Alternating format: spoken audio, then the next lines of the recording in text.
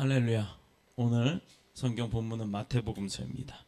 신약 마태복음서 20장 1절로 16절까지의 말씀 봉독합니다. 천국은 마치 품꾼을 얻어 포도원에 들여보내려고 이른 아침에 나간 집 주인과 같으니 그가 하루 한 데나리온씩 품꾼들과 약속하여 포도원에 들여보내고 또 제3시에 나가보니 장터에 놀고 서 있는 사람들이 또 있는지라. 그들에게 이르되 너희도 포도원에 들어가라. 내가 너희에게 상당하게 주리라 하니 그들이 가고 제6시와 제9시에 또 나가 그와 같이 하고 제11시에도 나가보니 서 있는 사람들이 또 있는지라. 이르되 너희는 어찌하여 종일토록 놀고 여기 서 있느냐. 이르되 우리를 품꾼으로 쓰는 이가 없으니이다. 이르되 너희도 포도원에 들어가라 하니라. 저물매 포도원 주인이 청지기에게 이르되 품꾼들을 불러 나중 온 자로부터 시작하여 먼저 온 자까지 싹쓸 주라 하니 제11시에 온 자들이 와서 한 데나리온씩을 받거늘 먼저 온 자들이 와서 더 받을 줄 알았더니 그들도 한 데나리온씩 받은지라. 받은 후 집 주인을 원망하여 이르되 나중 온 이 사람들은 1시간밖에 일하지 아니하거늘 그들을 종이 수고하며 더위를 견딘 우리와 같게 하였나이다. 주인이 그 중에 한 사람에게 대답하여 이르되 친구여 내가 네게 잘못한 것이 없노라. 내가 나와 한 데나리온을 약속하지 아니하였느냐. 네 것이나 가지고 가라. 나중 온 이 사람에게 너와 같이 주는 것이 내 뜻이니라. 내 것을 가지고 내 뜻대로 할 것이 아니냐. 내가 선함으로 네가 악하게 보느냐. 함께 읽겠습니다. 이와 같이 나중된 자로서 먼저 되고 먼저 된 자로서 나중 되리라. 아멘. 살아계신 하나님의 말씀입니다. 오늘 이 성경 본문의 말씀을 가지고 주인의 뜻이라는 제목으로 함께 은혜를 나누도록 하겠습니다. 오늘 본문은요, 예수 그리스도께서 비유를 통해 포도원 비유를 통해서 천국에 관한 일들을 이야기하신 거예요. 먼저 드려진 예물을 위해서 기도하고 은혜를 나누도록 하겠습니다. 할렐루야. 아버지 하나님 감사합니다. 역사하시는 주님의 은혜에 감사하여 종의 가정에서 1000번째 소원의 예물을 드립니다. 성장하는 교회로, 올바른 교회로, 또 지역에 영향력이 있는 교회로 사용하여 주시옵소서. 그리스도이신 예수님의 이름으로 감사드리며 기도합니다. 아멘. 천국은 마치 이 포도원에서 일어났던 그 사역의 일꾼들의 그 형상들처럼, 모습처럼 여러 종류의 일꾼들과 그 주인께서 하시는 일들에 대한 비유의 말씀으로 오늘 은혜를 나눌 것인데요. 사람들은 천국이다 하면은 그 천국이 어떤 것이다, 어떨 것이다 가보진 않았잖아요. 갔다 온 사람이 있어요? 아직 갔다 온 적은 없어요. 그러나 요한계시록에 보면 천국은 어떨 것이라는 것에 대한 그 환상에 대한 계시를 그대로 적어놨던 요한계시록에 표현이 좀 있긴 합니다. 그래서 대부분 천국에 대해서 온갖 자기가 가질 수 있는, 자기가 생각하기에 아름다운 것은 다 갖다 붙여요. 금은보화로 깔려 있고, 근데 금은보화 깔려 있을 리가 있겠어요? 있으면 막 죽기 바쁘지. 세상 같은데 지나가다 누가 다이아몬드 하나 떨어뜨렸다고 봐요. 그러면 슬쩍슬쩍 보죠. 요즘은 CCTV나 찍히나 안 찍히나 이걸 본답니다. 블랙박스, CCTV 찍히나 안 찍히나 이것만 보고서 다이아몬드가 있으면 슬쩍 집어갈 거예요. 그러면 천국에 깔린 게 다이아몬드라고 하면 그건 돌과 같다는 얘기입니다. 누구도 필요 없는, 누구도 그 다이아몬드가 소중한 것, 물론 소중한 건 세상에서 그렇지만 천국에서는 그것이 소중하지가 않다 이겁니다. 왜? 필요가 없기 때문에. 아무리 이 세상 가운데 우리가 소중하다, 귀하다, 또 필요하다라고 하지만 천국에서는 그것이 한낱 돌멩이와 같은 존재라는 겁니다. 그렇다 그러면 천국에 널려 있을 수밖에 없죠. 필요가 없는데 누가 주워갑니까? 무겁게. 아무리 아름답다 하더라도. 사람들은 그래서 각지각색의 억측과 또 자기들이 나름대로 이렇게 세운 가설과 학식을 가지고 그 학설들을 쏟아내고 있어요. 천국은 이럴 것이다. 때로는 죽은 자가 다시 살아 돌아와서 나는 천국을 보았습니다. 나는 천국까지 갔다가 왔습니다. 참 이상한 사람이야. 갔으면 오지 말지 뭐하러 가 다시 와. 왜 왔냐고요. 천국 갔다 와서 복음 전거한다고 물론 그 믿음을 이해는 합니다만 확신이 있을까요? 그 사람이 진짜 천국 보고 왔을까요? 자, 천국에 관한 내용들을 간증한 사람들이 간혹 있습니다. 그런데 그 중에는요, 꾸며내는 것도 많은 것 같아요. 물론 제 개인적인 생각입니다만 정작 이 지구상에 살아있는 인간으로서 천국의 참된 모습과 그 실상을 알고 있는 사람은 없다라는 겁니다. 단 한 분은 알고 계셨죠. 예수님은 알고 계셨어요. 자, 18세기 천재 과학자로 유명했던 스웨덴의 스웨덴 벌그라고 하는 그 사는 벌그라고 하는 사람은 천사의 인도함을 받아 27년 동안 영계의 세계를 드나들었어요. 그리고 자기는 체험을 했다고 그렇게 간증을 했던 사람이 있습니다. 근데 과학자예요. 과학자가 영적 세계를 드나들고 그 영적 세계에 대한 이야기를 논리적인 뒷받침이 없이 이야기한다는 것은 과학자로서는 참 하기 힘든 일입니다. 이성적이고 논리적이고 또 지식적인 판단과 검증을 통해서 그 결과를 주장하는 사람들이 과학자들인데 자기가 본 거에 대해서 간증을 하기 시작하는 거예요. 자, 이 사실을 자세히 기록하여 후세에 천국과 지옥에 관한 내용을 남기기도 했습니다만 과연 그의 이런 경험이 객관적으로 사실로 인정받기는 어렵더라 이 말입니다. 또 한간에 영국이었나요? 어디서 그 과학자들이 사람의 사후세계에 대해서 연구를 했는데 사람이 이제 사망을 했다고 하면 숨이 끊어지고 심장 박동이 정지되고 모든 신체 기관이 장기가 정지를 했을 때 그로부터 약 5분 동안은 뇌는 활동을 한다고 하네요. 뇌에서는 알파파, 베타파하고 하는 그런 뇌파가 사람이 사망을 했음에도 불구하고 그 신체 조직을 주장하든 관장하고 조절을 하던 뇌에서는 모든 신체 장기가 끊어져 이제 숨이 움직이질 않았는데도 불구하고 의학적 사망 판단이 되었는데도 불구하고 5분 이상을 뇌가 판단을 하고 뇌가 계속 움직인다고 하는 연구 결과를 내놨어요. 그때 사람들은 뇌가 환상을 체험을 하게 된다. 뇌가 환상을 보았다라는 것. 그래서 그 다음 시에 심장을 박동을 강제로 해갖고 잠깐 살아났던 사람들이 하는 말이 자기가 환상을 봤다, 천국을 봤다 이렇게 얘기할 때 그 모습들은 뇌의 환상 현상이다, 환시 현상이다, 착각 현상이다라고 그렇게 표현을 하기도 합니다. 과학적으로 근거가 있다고는 하는데 모르겠어요. 사람들은 천국을 생각하면서 제일 먼저 장소적 개념을 생각을 하는 거예요. 여러분은 천국이 어디 있다고 생각합니까? 하늘 꼭대기? 아니면 땅속? 땅속에 파고 들어가면 마그마가 나올 것이고 그 마그마가 또 더 뚫고 들어가면 뜨거운 핵이라는 게 나올 텐데 어디 천국이 있겠어요? 타 죽는 곳이 핵이 그 몇천 도씩 되는 그 핵 한가운데가 천국일까요? 아니면 하늘 꼭대기? 올라가 봅시다. 우주선 타고 갑니다. 대기권을 지나서 성층권 그다음 그 위에 다 뚫고 올라가요. 그 다음에 이제 우주라는 곳에 가보면 어디에 천국이 있어요? 이야, 마치 이러면 저 목사는 천국이 없다라고 주장을 하나? 아니요, 저는 있다고 주장합니다. 천국이 있다고 확신을 하고요.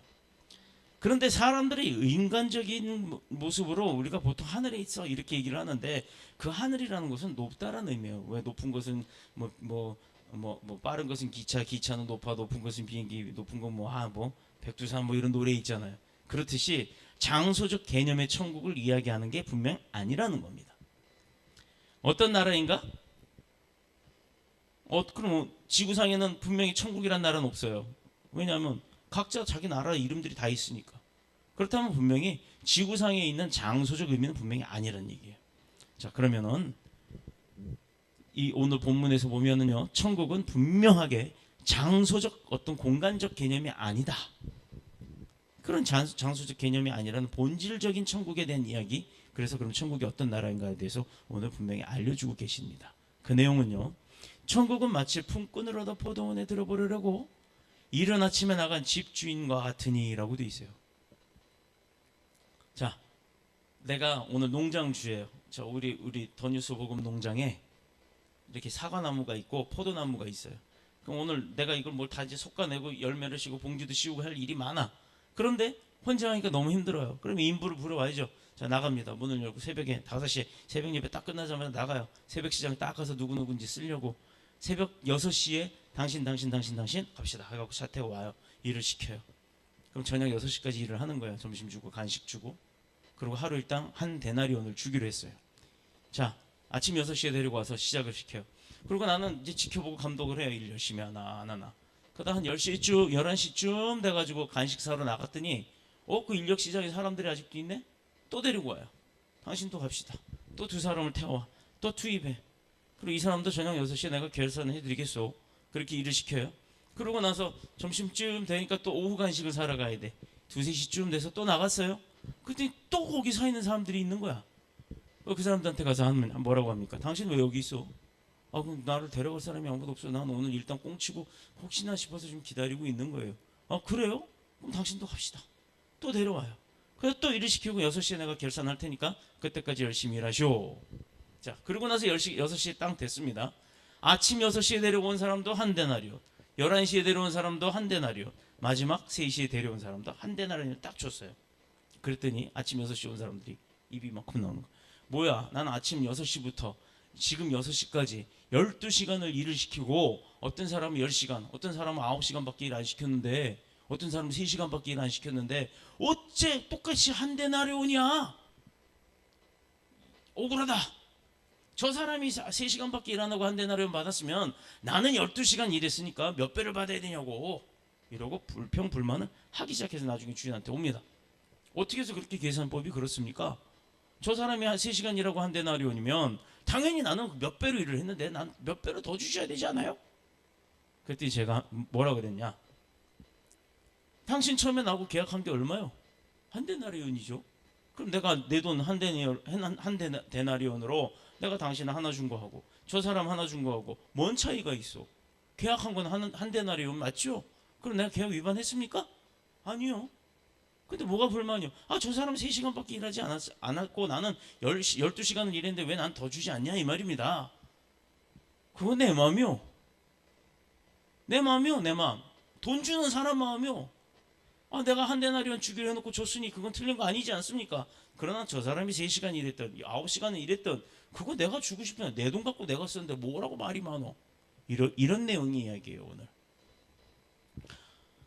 자, 품꾼을 불러 포도원에 다 데리고 들어왔는데 유대인들의 그 시간 개념을 우리가 좀 알아봐야 될 필요성이 있어요. 1세기를 전후해서 로마의 영향을 받은 유대 사회는 하루 24시간 개념을 가지고 시간을 관리하기 시작했어요.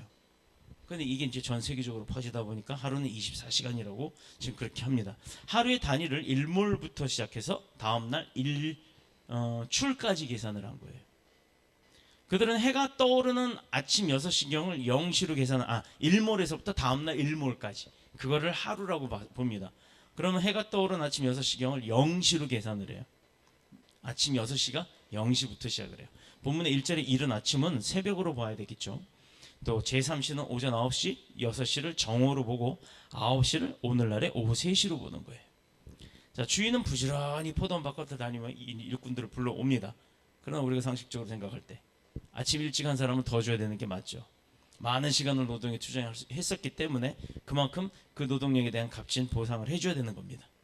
근데 제3시로부터 표현된 오전 9시에 포도원에 온 사람들도 새벽에 일한 사람들에 비해서 똑같이 준다 이 말이에요. 일은 적지만 그래도 오랜 시간을 일할 수 있는 기회가 있는 사람들이기 때문에 역시 평가받을 만한 노동력이 있다. 그도 일을 했다라고 인정을 합니다. 그러나 6시와 포도원에 들어와서 일하는 그 정오 오후 3시에 온 사람들은 정말 짧게 일을 했어요. 근데 별로 한 게 없다라고 볼 수밖에 없는데 그런데도 똑같이 한 데나리온을 줍니다. 근데 더 놀라운 사실은 제11시에 우리의 시간대로는 오후 5시예요. 주인과 계약을 맺고 포도원에 들어온 일꾼이 있었다는 거예요. 아니 뭐 1시간만 있으면 가야 될 시간에 1시간 일 시키려고 사람을 데려오더라 이 말이에요. 오후 5시에 해당하는 11시는 1시간만 더 지나면 해진다고 했잖아요. 그럼 하루가 끝나는 거라 그랬어요. 아무리 열심히 일을 해도 1시간을 채우기엔 정말 힘든 거예요. 아무리 머리 나쁜 사람이라 할지라도 오후 5시에 장터에 나가서 일꾼을 불러오진 않을 겁니다. 왜? 1시간 일 시키고 하루 일당을 주기는 아까우니까. 이게 세상의 이치예요.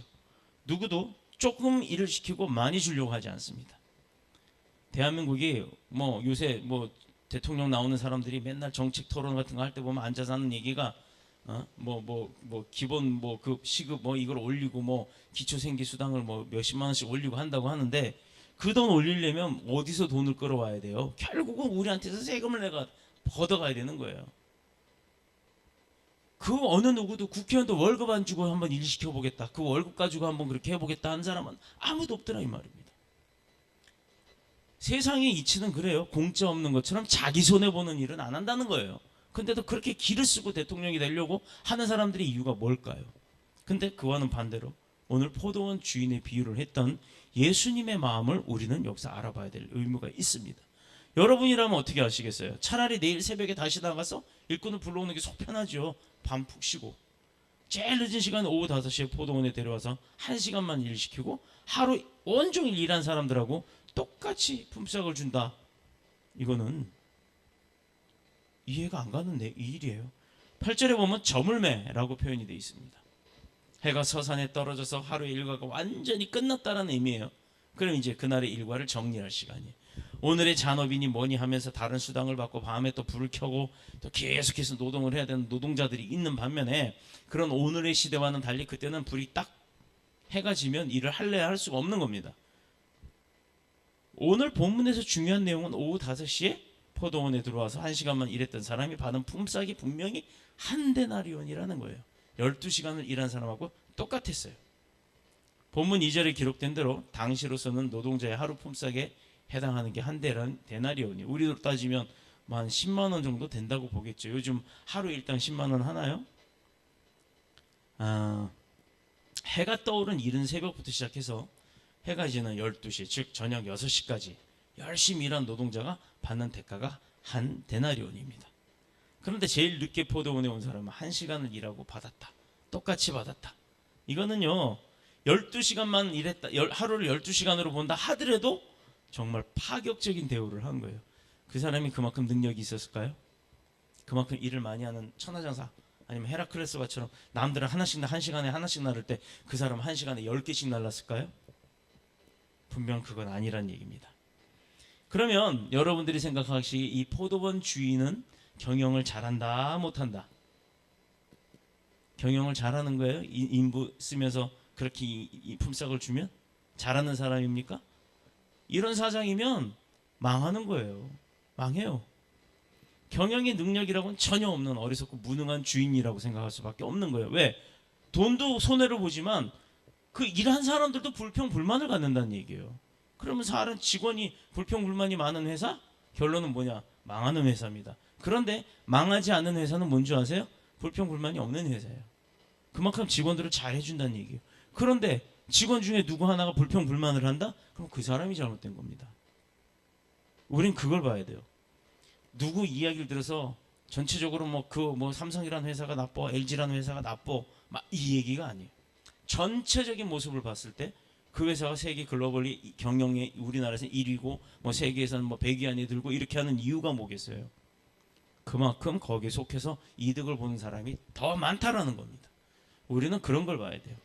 오늘날 회사를 경영하든지 조그만 구멍가게를 경영하든지 운영하든지 사람들은요 이 포도원의 주인이 하는 일을 잘했다 칭찬할 수 있는 사람은 그 누구도 단 한 명도 없다라는 거예요. 그래서 우리는 여기서 본문에 나오는 일꾼들에게 품삯을 지불하는 방법에 대해서 두 가지를 생각해 볼 수가 있습니다. 첫 번째, 이제 계산이 나오니까 잘 들어야 돼요. 이게 이렇게 쓰는 게 있으면 참 좋을 것 같은데 저녁 5시에 와서 일한 사람은 0.083 데나리온을 받아야 되는 거예요. 나누기로 해보면 오후 3시는 포도원에 들어와서 한 일한 사람에게는 0.25 데나리온. 이제 계산하기 복잡해져요. 딱 12시간 일한 정오부터 온 사람은 당연히 한 데나리온의 반이니까 0.5가 되겠죠.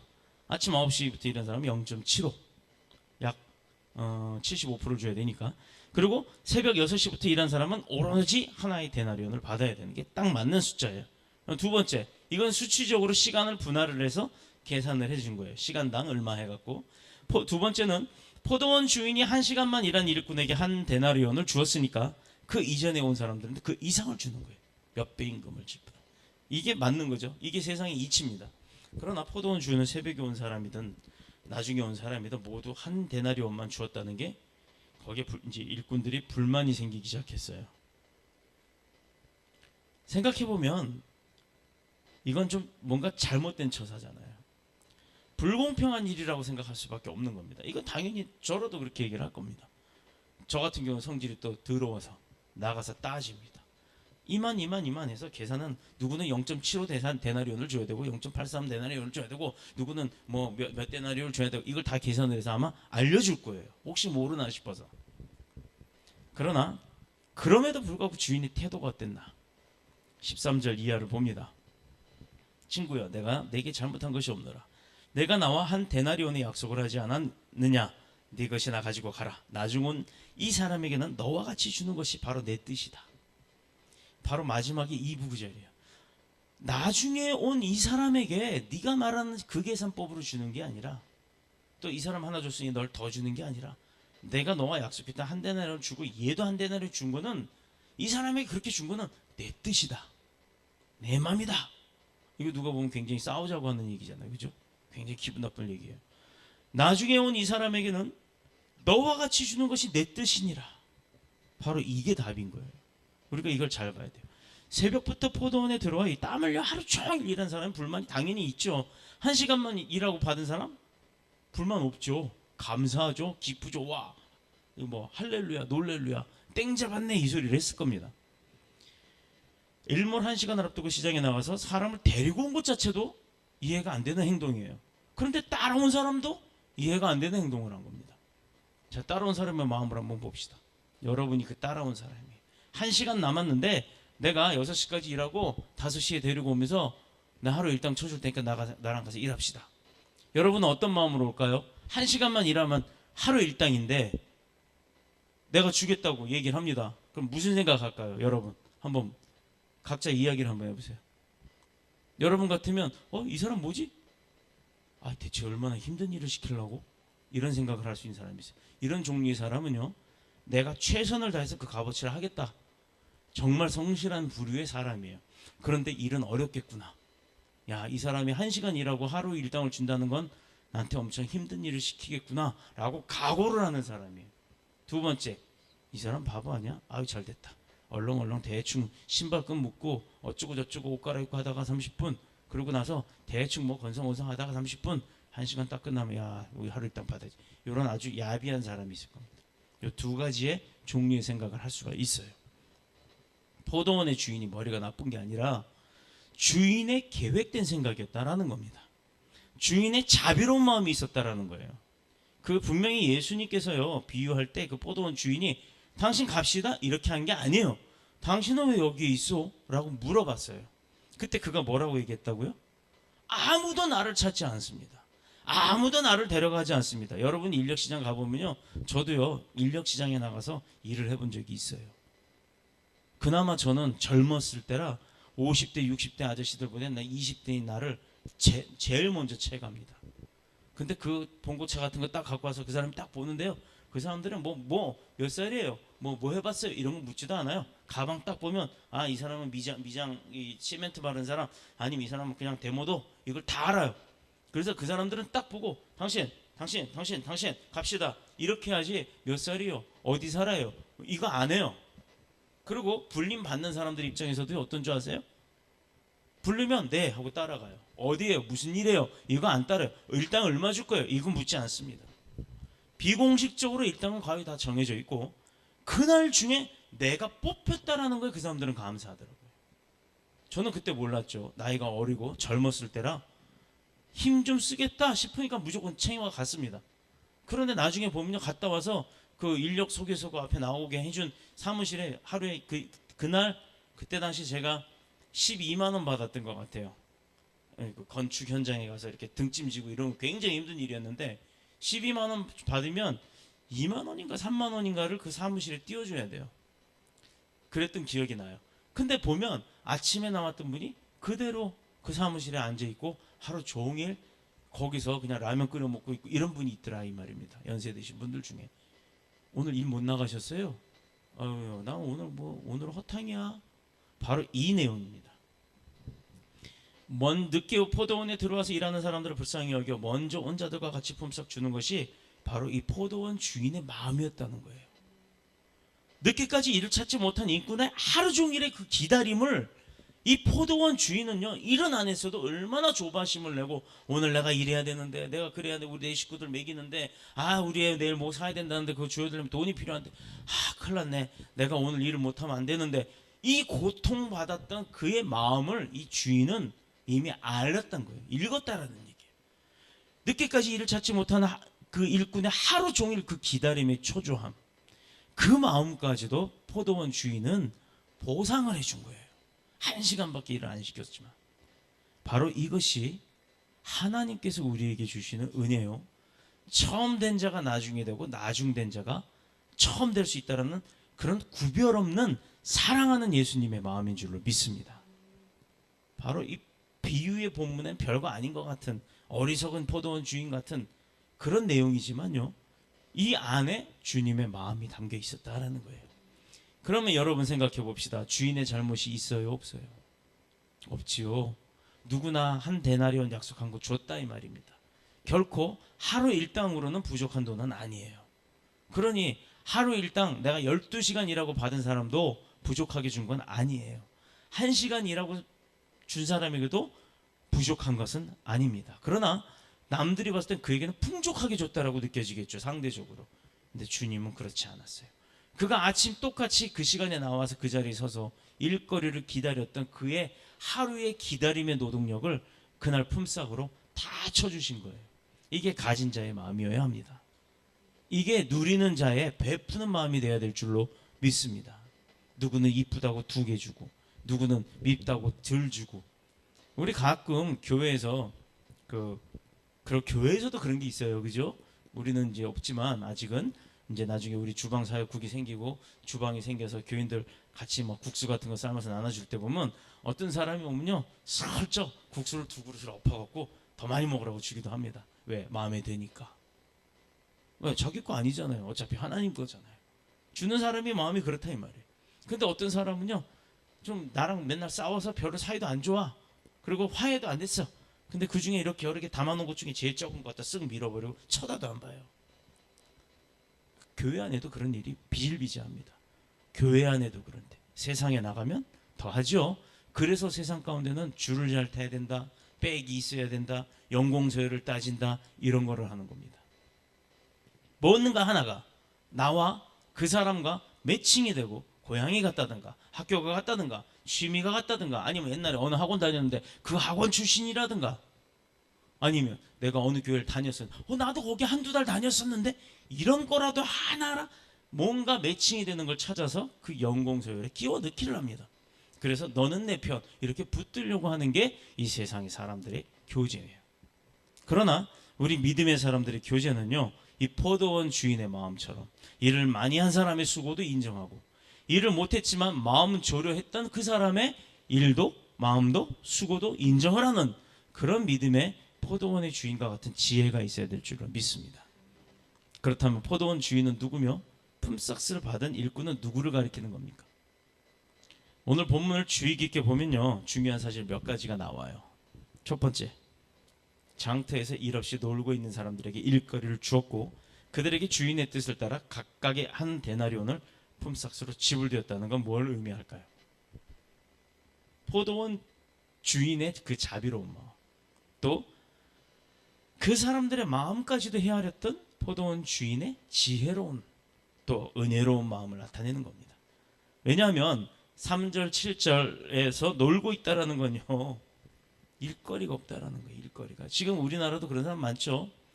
자, 오늘 대두가 되었던 이야기들 중에 하나가 청년 실업 문제예요. 청년들이 대학을 나와서 직장 생활을 하려고 준비를 하고 자기 전공을 살리고 심지어는 아니면 스펙만 쌓기 정신없이 달려왔던 그 청년들이 정작 이력서를 내면 떨어진다 이겁니다. 그런데 어떤 사람은 엄마 잘 만나가지고 엄마 말 한마디에 말도 몇십억짜리가 생기고 이랬다는 일이 일어남으로 인해서 대다수의 청년들이 들고 일어난 거예요. 세상이 이러면 되겠느냐, 더더욱이 대통령이 그러면 되겠느냐, 이래서 우리나라가 시끄러워졌죠. 그런데 여러분 한번 곰곰이 생각해 봅시다. 이 일이 또 안 일어날까요? 또 안 일어나는 법 있습니까? 그러려면, 그거 막으려면 여러분들이 대통령 되셔야 돼요.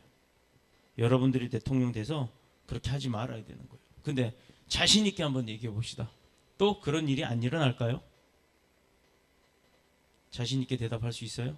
여기 앉아 계신 분들 다? 자신 있게 대답 못하지요. 일어날 수 있기 때문입니다. 확신코 이런 일이 다시는 일어나지 않습니다라고 확인할 수 있는 사람이 있어요? 왜?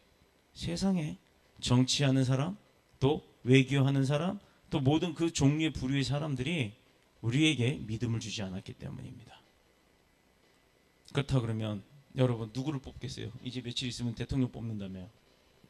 응?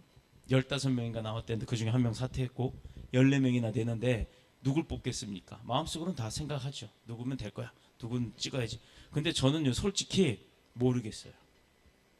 뭐 1, 2, 3, 4 몇 번 해갖고 뭐 그 이후에 쭉씩 뭐 8번, 9번 이 사람들은 왜 나오는지 난 솔직히 모르겠고 그 앞에 몇 명 방송에 나오는 그 5, 6명은 대체 누구를 찍어야 될지 지금도 아직도 확신이 안 섰어요.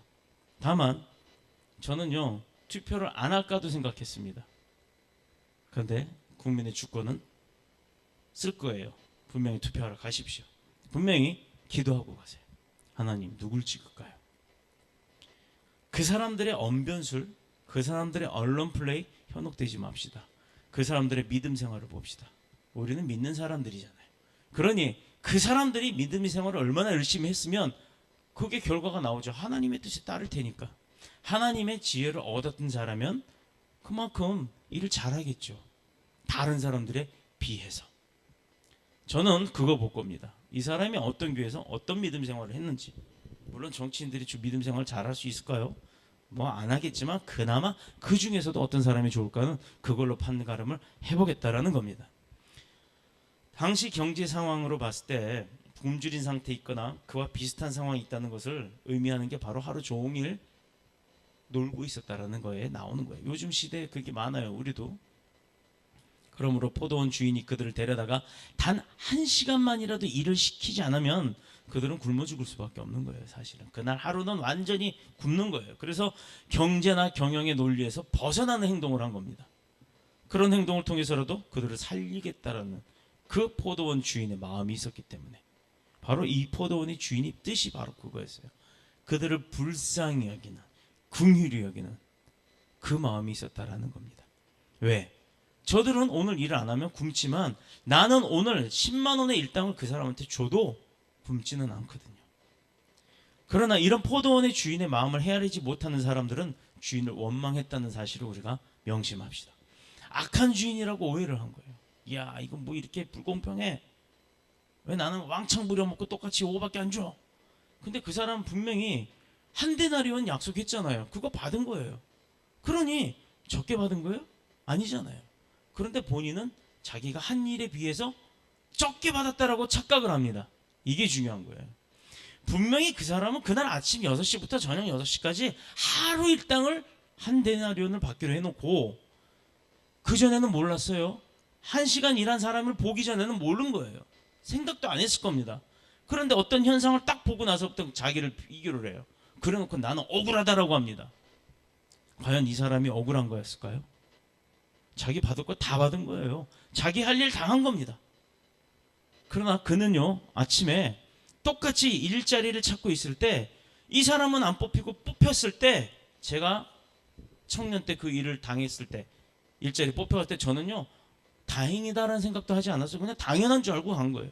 이 사람의 마음은 생각도 안 하고 나중에 갔다 오고 나서 그분 라면 드시고 있는 거 보고 측은한 마음이 들었을 때 아 어떡하지요? 이런 생각이 들었을 뿐입니다.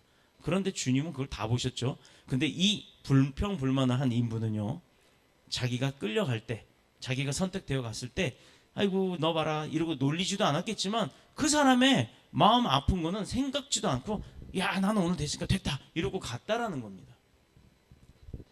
그에게는 고통의 마음이 그날 하루 종일 없었다라는 거예요. 악한 주인이라고 오해했던 그 사람, 그 어떤 사람들에게도 쓰임받지 못하는 이 무가치한 이 사람들을 그래서 아무런 가치도 창출해주지 못하고 버림받았고 그래서 고통당하는 이 사람들을 살리는 것이 바로 포도원 주인의 그 마음이고 뜻이었던 겁니다. 바로 이것이 우리를 향한 하나님의 마음이었기 때문에 예수님은 포도원의 주인으로 비유가 되는 것이고 하나님 아버지의 은혜로운 마음을 나타낸 것입니다. 우리는 바로 이 같은 사랑에 바로 사로잡혀 살고 또 이 같은 주인의 깊은 뜻에 우리가 감복당하고 감사할 줄 알며 행복한 사람을 살아가는 거예요. 그래서 우리는 어떤 사람이에요? 나 집 없어요. 나 차 없어요. 아니면 나 직장 없어요. 나 돈도 없어요. 통장에 잔고예요. 내일 아침에 뭐 먹을지도 걱정이에요. 라고 하지만 그럼에도 불구하고 우리는 이런 주인을 섬기고 알고 있다라는 것. 그런 주님의 뜻과 은혜 가운데 우리가 살아가고 있다는 거에 행복한 것입니다. 이런 말씀을 알게 된 우리 교회가 하나님께서 함께 하시는 행복한 교회인 줄로 믿습니다. 두 번째, 왜 일꾼들은 주인을 원망하고 있었던가 하는 사실이에요. 10절에 보니까 뭐라고 써 있어요? 한번 읽어보세요. 10절. 그만 먼저 온 자들이 어떻게 했다고요? 더 받을 줄 알았다고 돼 있죠. 바로 그거예요. 내가 남보다 더 받을 줄 알았다 이거예요. 두 번째, 그 원망하는 사람들은 남보다 더 받을 줄 알았다라는 거예요. 왜 자기 혼자 생각을 해? 자기 계약을 파기하는 건 그 사람이에요. 분명히 주인은 한 데나니오를 준다고 했는데 1시간 왔는데 한 데나니오 주니까 저 사람이 1시간 일했는데 하나 주니까 난 더 주겠구나. 자기 혼자 생각한 거예요. 자기 혼자. 인간들의 탐욕과 잘못된 생각이 그 안에서 나오는 겁니다. 삐뚤어진 가치관이 하나님을 원망을 하고 있더라니까요. 와, 이거 대단한 거 아니에요? 대단한 사실이에요, 이거. 이건 아주 어마어마한 사건입니다. 남들과 비교를 하면서 분쟁과 많은 문제들을 일으키고 있는 거예요. 왜? 하나님은 나한테 약속한 게 있는데 나한테 약속한 것보다 저 사람께 더 크다니까 나한테 주신 하나님한테 감사한 건 생각은 안 하고 왜 난 이거밖에 안 줘요? 하고 불평불만을 하는 거예요. 오늘날 우리 가운데에는요, 이런 하나님의 자비롭고 은혜로운 마음을 오해하는 사람들이 많아요. 교회 안에 더 있어요. 이런 하나님의 깊은 뜻을 살피지 못함으로 인한 어리석음이 하나님의 그 깊은 뜻 가운데 숨어있는 지혜로움과 감사함과 은혜로움을 왜곡해버리는 겁니다. 그렇게 주님의 뜻을 살피지 못하는 사람들이, 그런 사람들 때문에 시험에 빠지는 사람들이 생겨나는 거예요. 그러니 교회에 오래 다녔다고 자랑할 게 아니란 얘기예요. 그래서 먼저 된 자가 나중이 되고 나중 된 자가 먼저 된다라는 하나님의 말씀이 있는 겁니다. 이 성도의 마음, 그리고 하나님의 자녀된 사람들의 그 마음은요, 결코 그럴 수가 없는 거예요. 왜? 저 사람이 많이 받으면 배가 아픈 게 아니라 축복하고 기뻐하는 거예요. 야, 하나님이 저 사람이 더 급했구나. 저 사람한테는 100만 원의 값어치를 주시고 나한테는 10만 원의 값어치밖에 안 주셨네. 아, 뭐야? 나는 20년 동안 교회 권사로 열심히 섬기고 헌금도 많이 하고 예배도 안 빠지고 나름 봉사한다고 했는데 저 사람은 이제 온 지 1년밖에 안 된 사람인데 뭐야? 100만 원의 축복이 막 하고 기후 나는 10만 원의 축복? 에이, 이거부터 틀려먹은 거예요. 그는요 100만 원이 없으면 죽을 사람이고 나는 100만 원이 없어도 안 죽어요. 그러니까 하나님은 그 사람한테 100만 원 급한 대로 먼저 주신 거고 너한테는 10만 원씩 10만 원씩 꾸준하게 줄게. 얘는 한 방에 준 거야. 우리는 그걸 모른다는 사실이에요. 얘는 지금 100만 원이 없으면 당장 내일 죽어. 당장 얘는 감옥 가. 그러니 너 10만 원보단 얘 100만 원이 얘한테 더 큰 값어치가 있는 거야. 그래서 준 거예요. 근데 그 사실 모르잖아요. 내막도 모르고 아무것도 모르면서 왜 하나님 저 사람은 10만 원짜리인데 왜 100만 원 주고 나는 20년 동안 받았으니 열심히 일했으니 나는 200만 원 줘야 되는 거 아닙니까? 이러고 덤비는 거예요. 이게 얼마나 어리석고 모자란 행동입니까? 어려운 사람들이 더 받는 것을 보고 기뻐하고 나도 잘 돼야 되겠지만 나보다 남들이 더 잘 되는 건 더 기뻐해야 돼요. 그것이 오히려 나의 기쁨이 돼요. 내가 아는 사람이 잘 됐잖아. 내가 아는 사람이 축복받았잖아. 왜 기껏 너 고향이 어디냐? 너 학교는 어디냐? 너 어느 교회 다녔냐? 이것 때문에 연관 져가지고 그렇게 학연, 지연, 필연, 연공서열 다 따져가는 그런 세상 가운데 보다도 교회 안에서는요, 저 사람이 나보다 조금 더, 야, 우리 교회 사람이야, 로또 됐어. 야, 저거 대박 받았어. 저 사람이 아이디어 냈는데 그거 야 히트 쳐가지고 지금 몇백억 벌었어. 배 아파하는 게 아니라 더 기뻐해야 되는 거예요. 이게 뭐 때문에? 우리 믿음의 백성으로 하나님의 자녀고 더더욱이 나랑 같은 교회를 섬겼던 사람이 그랬다 그러면 더 기뻐해야 되는 게 바로 하나님의 뜻을 품은 믿음의 백성의 삶입니다. 주인의 뜻이 무엇인지. 그래서 그런 주인의 뜻을 깊이 묵상하고 알아갈 수 있는 지혜의 자들이 되어야 될 줄로 믿습니다. 그래서 나도 잘 돼야 되겠지만 남들이 잘 되는 것이 나의 기쁨이 돼야 되는 거예요. 그렇게 고백을 해야 됩니다. 남의 불행은 나의 행복. 예? 남의 불행은 나의 행복. 이런 놀부 같은 심보를 가지면 안 돼요. 남의 불행은 나의 불행이에요. 그 사람이 불행하면 나도 그 아픔을 같이 나누고 돕고 위로할 줄 아는 믿음이 있어야 되는 겁니다. 그가 잘 되면 사촌이 땅 사면 배 아프다는 게 아니라 사촌이 땅 사면 내가 가서요 그 땅 표시해 줄 거예요. 어디까지. 야 내가 말뚝 힘드니까 내가 박아줄게. 빵빵빵 이건 누구 땅 표시까지 해주는 그런 믿음이 있어야 하는 겁니다. 누가 집 샀다고요? 나는 30평짜리 사는데 누구는 50평 샀다고 그거 투덜투덜대요? 야, 쟤 50평 저거 있잖아. 저 뇌물 받아가지고 그거 챙겨놨다고 50평 산 거야. 그렇게 얘기하면 안 되죠. 어차피 은행 돈으로 산 거지만 그런 식으로 나쁘게 생각을 하면 안 됩니다. 모든 생각 자체를 그 사람이 설령 나를 이용해 먹으려고 한다 할지라도 그때 됐을 때 이 사람이 날 이용한 거구나. 결국은 나는 그래도 당신을 축복합니다라고 하는 그 믿음이 있어야 하는 겁니다. 왜냐? 그게 하나님의 마음이고 우리를 관리하시는 우리의 주인의 뜻이기 때문입니다. 본문에서 놀고 있는 일꾼들, 다른 사람이 아닌 바로 우리 자신들입니다. 우리가 이만큼 살고 은혜를 누리는 것, 그게 우리의 힘대로 된 겁니까? 우리에게 그만한 가치나 자격이 있어서 된 것이 아니라는 것. 우리는 자격이 안 돼요. 하나님의 은혜의 체험을 할 수 있는, 은혜 가운데 살아갈 수 있는 사람의 자격이 우리는 분명 아닙니다. 우리는 그럴 자격이 없어요. 그 자격은 오로지 예수님한테만 있습니다. 그런데 그럼에도 불구하고 그런 우리에게 은혜를 주시는 이가 바로 우리 아버지 하나님의 주인이시란 얘기예요. 그런 아버지 하나님의 은혜 가운데 사는 우리가 누구를 탓하겠습니까? 누구를 빌미 삼아서 억압을 하겠습니까? 아무도 나를 불러주지 않았고 또 아무도 나를 인정해주지 않았으며 또 그 어떤 곳에서도 내가 필요하다고 하지 않을 때는 나는 쓸모없는 존재예요. 갈 데도 없어요. 할 것도 없어요. 그래서 하루 종일 거기에 서 있었던 겁니다. 그런데 그런 나를 지나가다 보신 주인님이 오라고 같이 가자고 하십니다. 이래도 감사하지 않습니까? 그리고 하루도 아닌 1시간밖에 일을 안 했음에도 내 마음은 졸였던 그 모든 나의 생각까지도 아시는 주님께서 한 데나리온을 주십니다. 그 어떤 곳에도 쓸모없던 우리, 이것이 바로 하나님의 믿음 안에서의 우리의 행복입니다.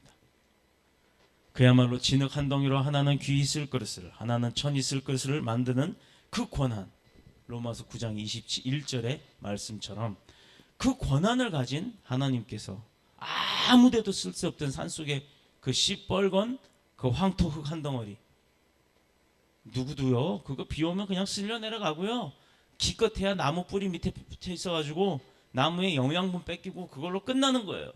아니면 누가 죽은 동물 시체나 갖고 와가지고 파다가 거기에 묻어놓고 덮어놓고 가버리면 그 썩은 시체 옆에 냄새 맡아가면서 있어야 될 그 진흙 한 덩어리, 황토 한 덩어리를 주님은요 캐다가 잘 다듬어서 토기장애인 주님께서 필요한 그릇으로 다듬고 연단하고 불에 구워서 우리를 만드시는 겁니다. 포도원 주인 되신 하나님께서 우리를 이같이 귀한 존재로 만드시려고 자기의 아들인 예수 그리스도를 십자가에 달려 희생케 하셨어요. 예수님 자신도 이 세상에 오신 목적에 대해서 말씀하실 때 내가 의인을 부르러 온 것이 아니요 죄인을 부르러 왔다고 말씀을 하십니다. 아버지께서 아들을 보내신 목적을 분명히 이야기하십니다. 그런데 우리는 우리 뜻대로 삽니다. 그런 아버지의 뜻을 알려고 하지 않아요.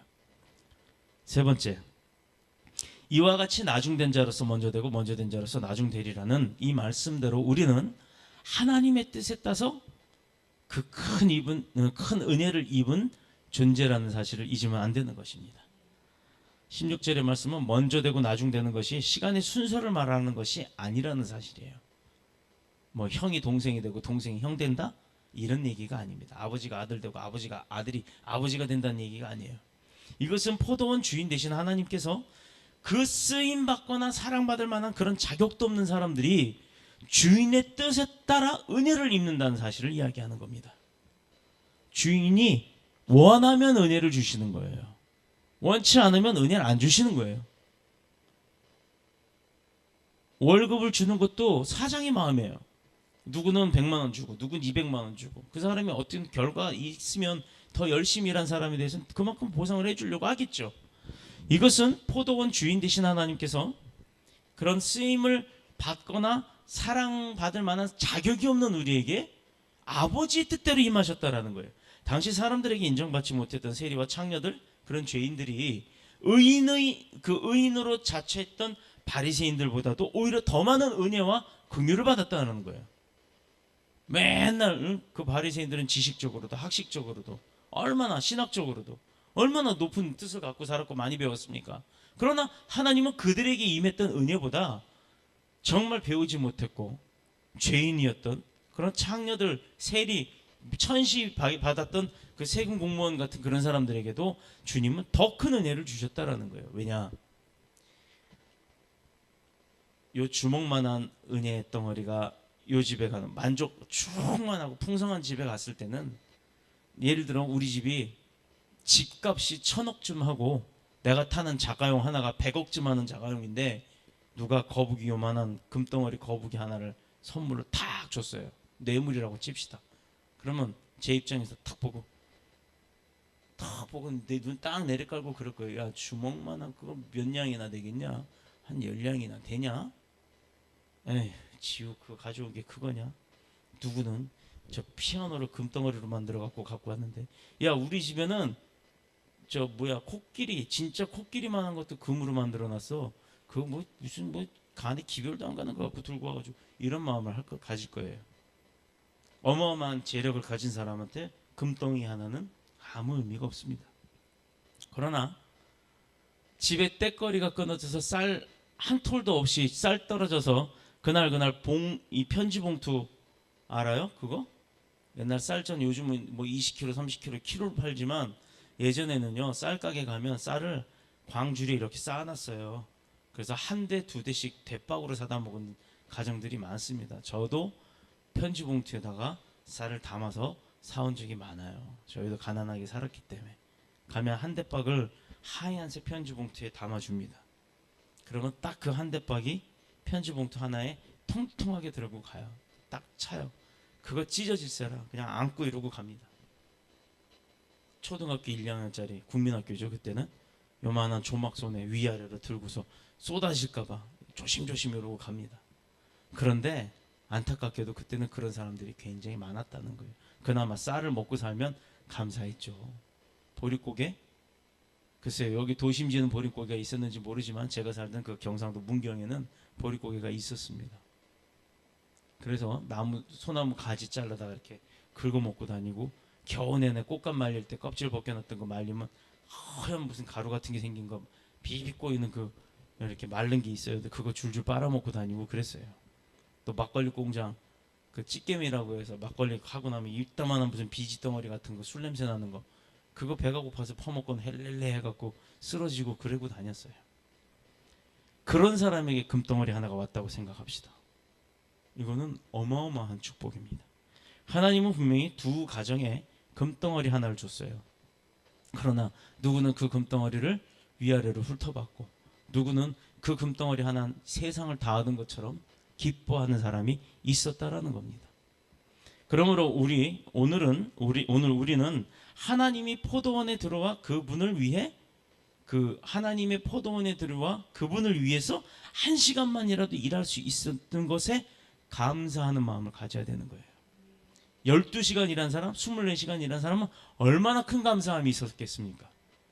더 나아가서 14절에 보면요, 이 사람에게 너와 같이 주는 것이 내 뜻이니라 라고 하셨으니, 우리는 비록 이 시대에 태어났지만 믿음의 조상인 아브라함과 이삭의 야곱의 그 영적 유업을 잇는 축복의 사람들임을 우리는 분명히 깨달아야 하는 거예요.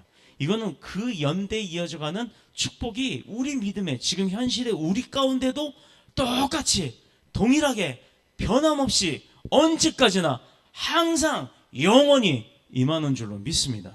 우리를 향한 하나님의 아버지 뜻은 반면에 이렇게 분명하게 드러나는 거예요. 아무도 사용해 주지 않고 쓸모없었던 우리를 당신의 거룩한 포도원에 12시간짜리, 24시간짜리, 1시간짜리 충성된 일꾼으로 불러주셨다는 겁니다.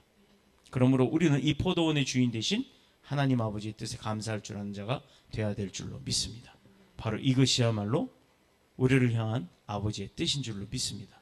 천국은 불쌍한 죄인들을 향한 하나님의 은혜의 집합체, 하나님의 은혜가 충만한 곳이에요.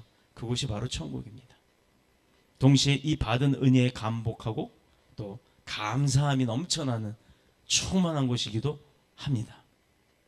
우리 더뉴스 복음교회가 이런 은혜로 충만한 포도원이 되기를 그리스도이신 예수님의 이름으로 축복합니다. 축원합니다. 우리 찬양. 주의 집에 영광이 가득해